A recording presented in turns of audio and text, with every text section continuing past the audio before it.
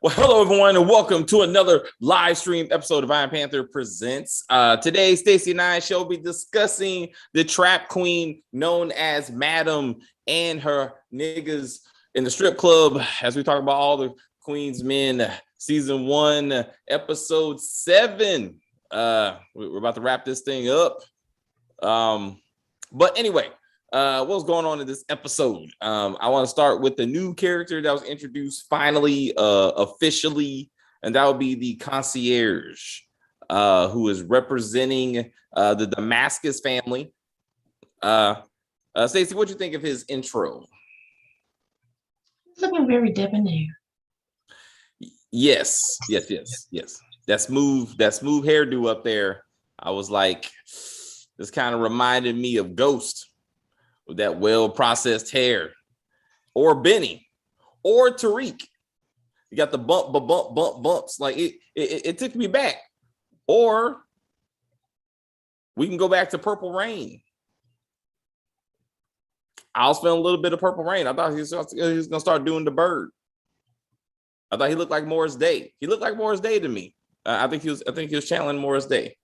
But anyway, he's here to tell us that with Alan's death, basically Madam has to take his place in the money laundering operation, which he had to explain in very slow detail for all the watchers who don't know how money laundering works. I was like, God damn. I was like, and Madam, being the strong boss that she is, she's like, well, I didn't agree to nothing. So let's, I don't know what you think you're gonna be doing to me. And he said, nah, girl, you pretty much belong to us, so let's not get it twisted, as they say. But she didn't look scared. I got to give her props. He was like, I know everything about you. I'm the one who put the cameras in your place that El Fuego found. Fucking wannabe Huck. I'm like, El Fuego, but you got these kind of skills. Why are you still whipping out your dick? Like, you need to be doing something else with your life. It's easy money. What's up? It's easy money. Not so real. Look at Babyface. He all broke down and shit. Yeah, he's old. I mean, midnight still pumping up, dude. Well, Doc said he doesn't have to, so He blessed. Yeah. So his blessings led to another blessing, named Olivia, from Teresa, who come back after 2 years or whatever, and all of a sudden she just pops up. About to get some more dick. I'm trying to understand how her friend goes through her purse, her whole purse, if I may, and pulls out a pacifier, like in a baggie, like here. In the pre-made, go get this DNA tested baggie, right? Let me start off by saying, I ain't got no kids. I am not a mother. I've never carried a purse. I have been with mothers who have children and carry diaper bags. They carry legit purses. None of them have ever put a fucking pacifier in your club bag. Like your little, I barely got some lipstick and maybe a couple of dollars. Why would you? I don't understand why the pacifier would be in there. That don't make sense. It's plot convenience. And what was she snitching anyway? Like, that's your homegirl. Right? I'm like she was jealous. I'm like, Doc is a hoe. He'll fuck you too. You know what I'm saying? Just with enough dollars, he'll put a baby inside you. Mm-hmm. What he should have said was, girl, one, I wear magnums every time. So I don't know what you're talking about my baby, right? Like that should have been part of that conversation. But because he saw the photo. Black community. May say that baby got my forehead. He must be mine. He talks just as good as I do. Reads just as well. My baby reads just as well. My Black folks, why do we continue to perpetuate this ignorance that somehow pictures of babies qualify as anything close to a paternity test? Oh, yeah, in the ears. I'm like, why do we keep on doing this shit? Like, it don't make sense. Because Big Mama said so. Big Mama said she has your knuckles and therefore is yours. It's yours. And you know, he damn near didn't even question it. He's like, I'm gonna take the pacifier, which can be tested. He's like, and send me that photo. Why the fuck do you need the photo? Like, that's not how DNA testing works. They don't look at the pacifier and the photo and go, got it. That's your child. That's scientific right there. You never know, he might need some bone marrow in a few years. I would love it. I would love it somehow. Season 2, season 3, this bullshit's still going. Huh? Or a kidney. Or a kidney, Benny. Let's I was anyway, that whole storyline. I'm like, why are we doing this to the doc? He still got to deal with Tina, who's somehow calling saying, let's meet at the hotel. That shit ain't gonna work out for nobody. But we'll get to that. We will get to that. Let's talk about things not working out for people and Tyler Perry isms. Let's get to the big reveal of this episode. So we found out that Shamika, who's supposed to be 17 years old, is actually a 26-year-old cop named Lola Wilmot. How do we find this out? Because her husband, Frank James Wilmot, got dragged out of their bed. Somehow, wife doesn't know this. Butt ass dick swinging naked, got put into a car, taken to fucking Eden, where he has a bag over his head like he's about to get waterboarded back in 2001 when we were going after terrorists. And Madam, after figuring out that the woman that's been fucking with her is the cop, like she's the one that has been setting her up all this time, she says, I need to make sure Frank don't say nothing. So she calls the fake ass Uncle Clifford / Big Dick Buster of Godfather of Harlem called Master Hat.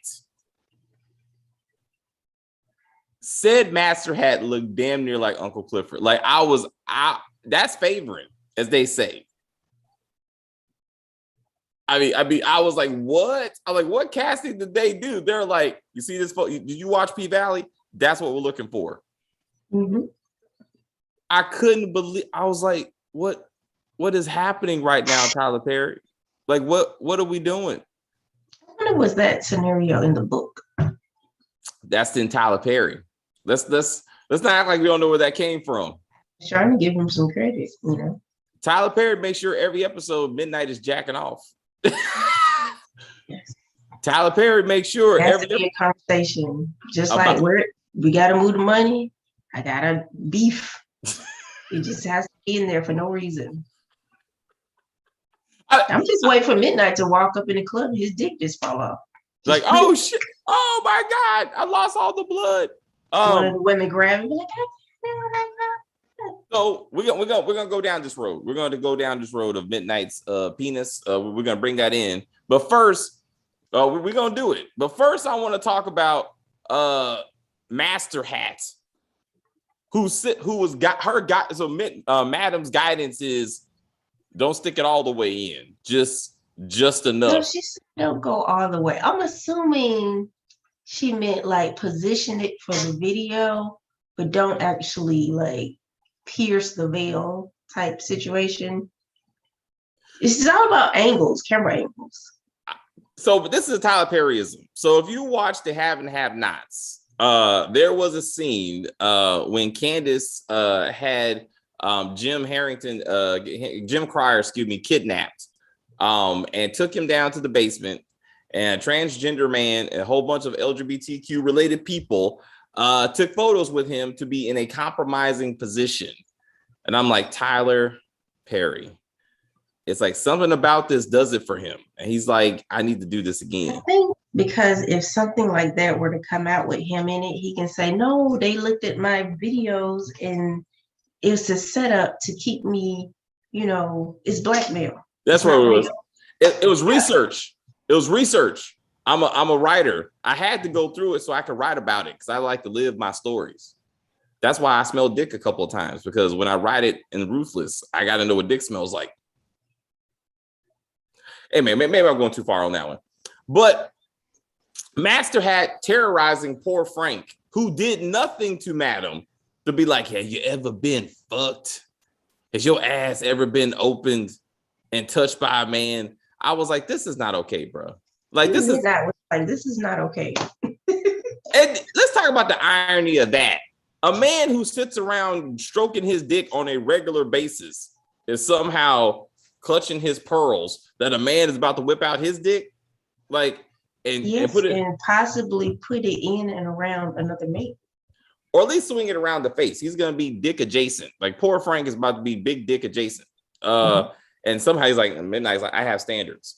I bet you Master Top could help Midnight figure out how to keep his dick hard. Obviously, I bet you he could be the taster, not the you know what I'm saying, the one to be like, hey, the quality fluffer, yeah, the fluffer, or quality control. Like that should be his side gig when he's not raping poor innocent men.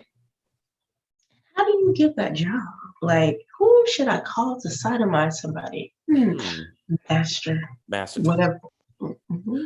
And again, I'm like, he is a stereotype. Like, this is why a lot of people are homophobic. It's characters like him that maybe go see. That's why you don't want to be part of that lifestyle. Like Tyler Perry, like you're not helping the LGBTQ community like represent themselves properly. Like this is not okay, you know, because he's using his sexuality as a weapon, really.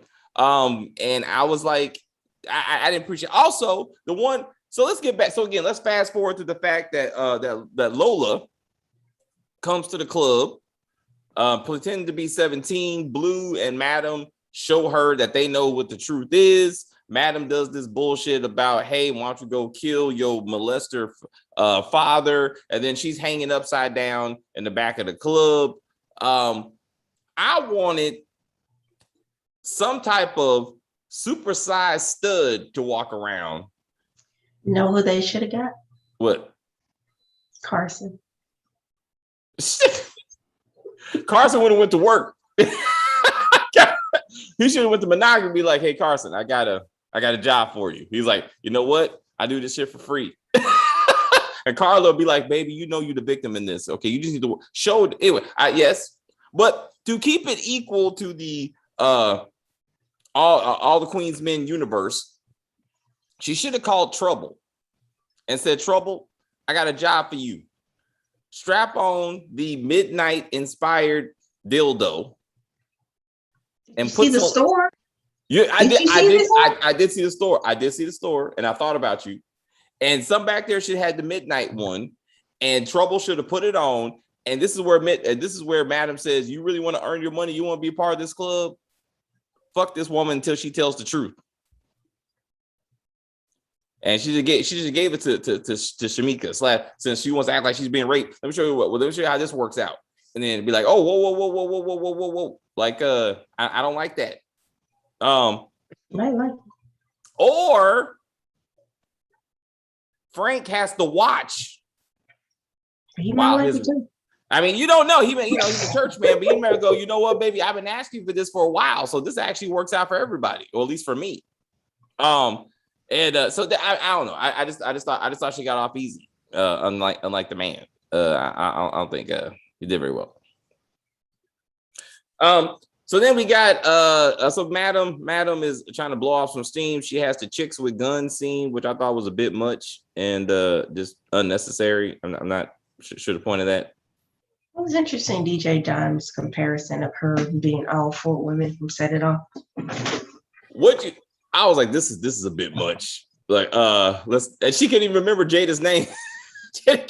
She's the only one that lived. Yeah. How do you forget the one that lived? I don't know her name either. I was like, yeah, me either. Shit. They gotta look it up. Damn it. Anyway, I was saying she lived. It didn't make any sense. Like that kind of got on my nerves. She should have said that Blue was a lesbian like Queen Latifah's character. I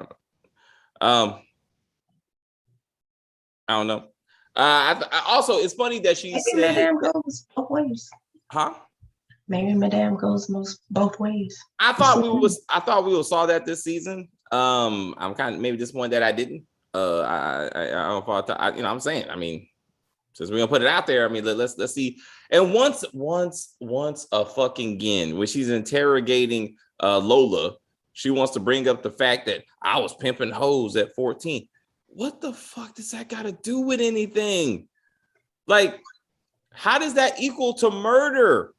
Did you join the special forces at 14? Were you a Navy SEAL at 14? Like that? I caught my first body at 15. They was a pimp that was trying to steal my hoes. There you go. Let's bring these two things together. Stop talking about your pimpness at 14 like that's some kind of badge of I can do wild shit and not even care. That's not the same thing. Unless you're gonna pimp Lola out on the street, and that's a different threat. And then that I guess that makes sense. But like she just got on my nerves with that. Anyway, Dime talking to Amp about her backstory, about Madam's backstory. She said that Madam had the old club jumping like a trap house. I was like,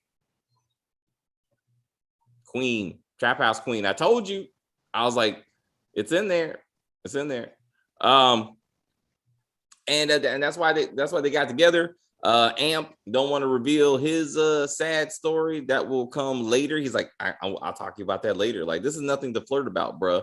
Like, you have some real trauma shit going on that you might want to tell her, but somehow they're acting like this is a first date conversation that we need to have.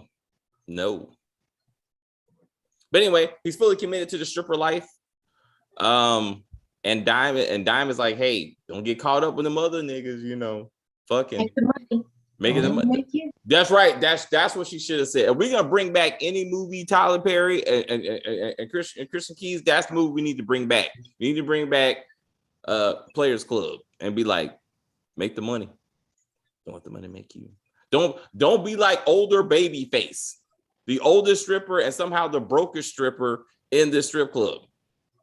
Financially, physically, the money's making him do all kinds of wild shit he don't want to do. And Miss Patty begging again. Stop it. Please love me. I'm like, girl, get some self-esteem shit. Like this not going to. Just buy the stripper. They're a dime a dozen. So I mean, I didn't. It be. I'm really. I think the Madam of episode 1 would have been like sat down and talked to Miss Patty about that. Like, girl, let's get you some counseling or some shit. Like, you need to do better. But this Madam, again, she's just too hard. Blue was too hard. She was getting on my nerves. That bitch is a cop. We gotta take her out.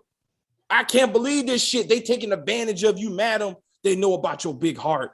I'm like, come on, let's calm this shit down. Yes, she's a trap queen with a heart of gold, but come on now. Let's not. She's going too hard. Like Blue just going too hard. The actress is doing too much with this character. I think just happened to set up that little fight, just knowing she was supposed to be there to save poor Shamika. Yes, somehow they knew her that well to be like, and like I wanted to see those two women come back as cops too, to let know it was all a setup. Like that when they have that big cop meetings coming up, I would love to see all three women, those women there, be like, oh shit, they're a crew. I'm like, this is some 21 Jump Street shit. That was a decent show. That was a decent show a long time ago. Only one black person on there, but you know, she made it happen. Racism. Anyway, we got to see what the concierge comes up. Where is her daddy? I thought we get a little bit more daddy situation, a little more. Amp is still being eye fucked by Red. I don't. It's uncomfortable, man. Like, you make some money, bro. I heard you a stripper, man. How'd it work, man? You take your clothes off? The issue is, why doesn't he just go to amateur night? There's nothing stopping him from doing it. Why That's also very Amp to like put me on. Like, just take your ass down there. That's right. Just whip out your dick and get on stage. And you know, depending what you got, they'll let you on. You're right. That's what he should have been like. Hey, man, I'll see you next week for amateur night. That's what he should have did. I don't know, man. I don't know why it was so difficult. Anyway, anything else for this episode? Probably. I can't think of any. It's all right. The more cool shit is coming. I would say it does start to ramp up after this episode. I would say there's a lot of interesting things going on. I thought episode 9 was the best. I thought that could have been a more like the season finale as opposed to episode 10. But we will cover that throughout the week. So anyway, guys, if that's it, thank you guys for still watching our video. If you're new to the channel, please subscribe to the channel. You can like on the video, comment on the video, share the video, join us for the next live chats, or just come watch or comment. Either way, we're happy that you are here, and we're happy that you are interested in our videos. And we will see you again. Just keep the master top away from your butt. That's what I'm saying. And that's my advice.